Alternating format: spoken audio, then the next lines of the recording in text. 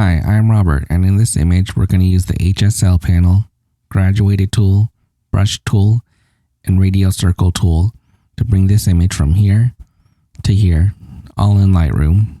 This is one of my favorite views in all of Laguna Beach. I like to imagine what it must be like to live on that house that sits over the ocean. When the tide is low enough, you can even walk underneath the house. It sits so far out in the ocean that the waves actually break behind it. This has to be one of the most unique coastal properties in California. Let's get started editing this image. Let's scroll down to the bottom, make sure we're on the current version. We're going to skip vignetting for now. Let's click on Constrain Crop so we can straighten this image. We'll zoom in on the horizon. The horizon's kind of hard to see because of this cloud layer here, so we can bring it out a little bit easier. Let's go up to our basic panel. We'll bring the highlights all the way down so we have a more defined line. Let's go back down to our rotate. We can see it slightly better now, so we'll make straightening it a little bit easier. The small grid lines are kind of making it hard to see the horizon, so I'm going to make them a little bit larger using this toolbar down here.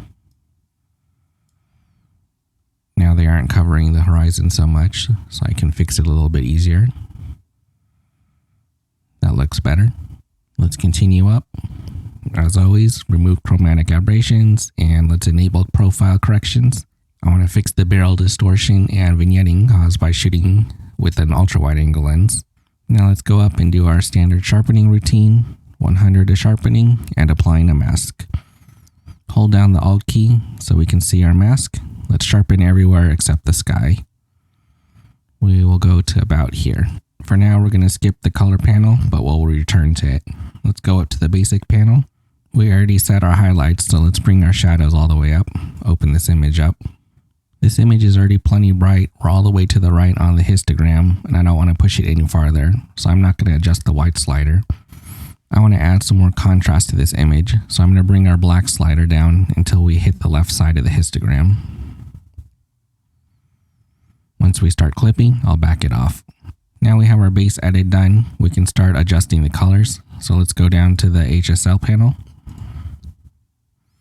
I always start with Luminance. Luminance is how bright or how dark an image is.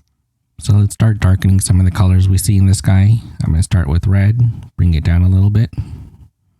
Then orange, yellow, purple, and magenta. After I adjust luminance, I go into saturation and punch up those colors a little bit also. So we'll go up on red, just a little, orange, yellow, purple, and magenta. So let's take a look at all the work we did here in the HSL panel. Here's before, the sky's kind of washed out, everything looks a little washed out. And after, things are darker, there's more contrast, we have good color in the sky. Let's do a little more work on the sky. We'll grab our grad tool, pull it down while holding the shift key to make the line straight. Double click on effect to reset all of your sliders, and let's bring the exposure down a little bit to darken the sky. That's a good spot. Most of the sky is pretty dark, but it's still a bit bright over here. So we can fix that by using the radial circle tool. We'll spread it out and position it over the area we want to affect. Reset all of our tools. And we're going to do the same thing. We're going to bring the exposure down. We'll bring it down by just 0.3. Now our sky is more evenly lit. Now let's work on the main subject of this image, which is the house and this rock here. Grab your brush tool, double click effects to reset everything, and let's paint this in. Press O for overlay so we can see where we're working. Let's paint this rock and the house.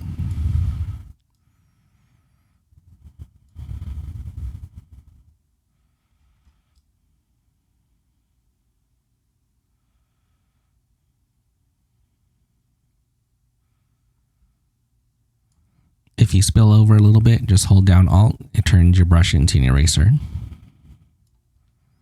Press O to turn off our overlay. And we're going to add texture to help bring out these areas. Makes them look a lot more sharp, but not too unnatural. Let's grab a new brush so we can bring out this foreground element here. I'm going to turn on my overlay so I can see where I'm working. Erase a little bit of this spillover. Press O, turn off my overlay. And to bring out these plants, I'm going to bring up the saturation to make them a little more vibrant. That's a good starting point.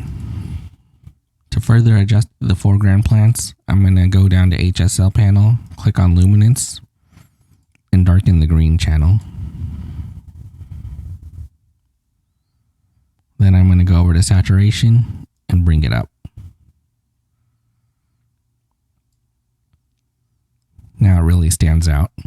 I wanted to fix the vertical lines in this house, but if I did, we would lose this foreground element. And I like the color that it provides, so I didn't fix the vertical lines in the house. If this image was for a real estate client, I would have fixed the vertical lines, because you don't want to buy a house that looks like it's falling over. Now let's go back to our HSL panel. I want to see what we can do with the ocean here.